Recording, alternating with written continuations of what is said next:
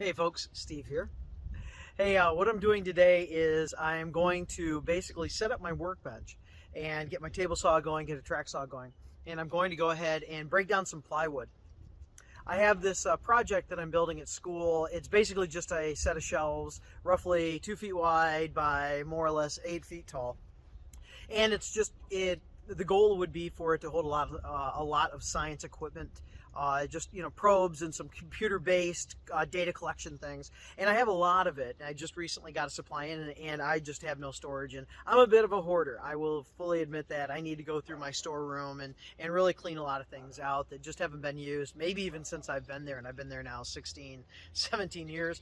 And so some of that equipment has certainly predated me and never got off the shelf, other than me just rearranging.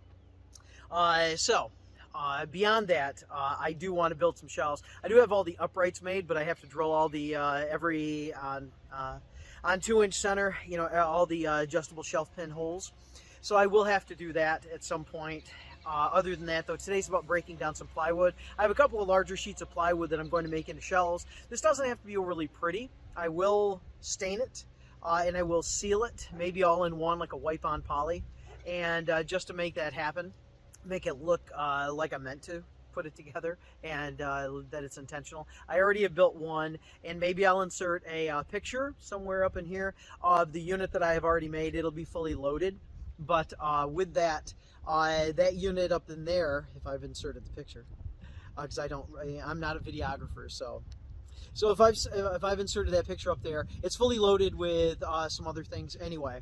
So I want to basically build an identical unit for that, and they kind of go behind a door when they open onto my prep room. They call it a preparation room. So I want to just, it's out of the way. It's not really impeding on anything, but yet it really provides a lot of storage. So I want to build another one. Today's about breaking down some plywood that I have that's frankly in the way here. And so if I set my workbench and everything else up, I've got it. All right, so I'm just gonna kind of zoom over that way and let you watch the whole setup process and speed this up or something like that. And then if there are any details, I'll show you what I've got going. Thanks.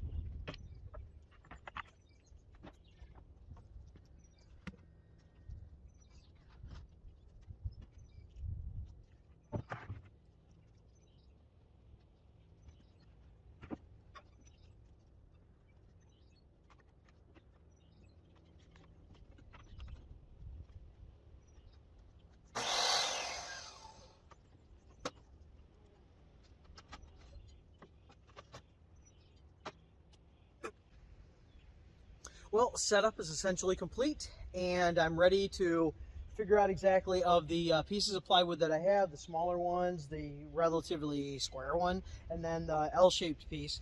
It's all 3/4, 18 millimeter, and two of the two larger sheets are actually, I believe, birch AC, and then I just have those two smaller pieces of regular AC ply. Because they're shelves, they can be made out of, as long as it's 3/4 inch. I'm only spanning 2 feet, but I would prefer to have the 3/4 inch. Nothing heavy will go on it, but for long-term durability, I want these shelves to outlive me, and I'll be there another 15 years. We'll see how that goes, right? I'll be there to find out. But anyway, so I have enough to build so many shelves. I will double check that picture that I have of my existing shelves, figure out how many I want in that 8 feet. I'll certainly need a bottom and a top, and then whatever else I want to go in between. But I'll do a quick count on that picture, and then I'll cut at least one more beyond that. And I will actually create probably the top, the bottom, and something in the middle will be fixed, non-adjustable. So I'll actually pin those in with pocket screws, or actually face screws or something like that. That'll be okay, and it'll really add to the rigidity of the shelving unit itself, because it is narrow and it is tall. So it's probably go down and I'll show you a few of the cuts in this video, and so you can just see what's going on. Use of the track saw, use of the table saw, just standard stuff, right? Okay, so let's go down that way.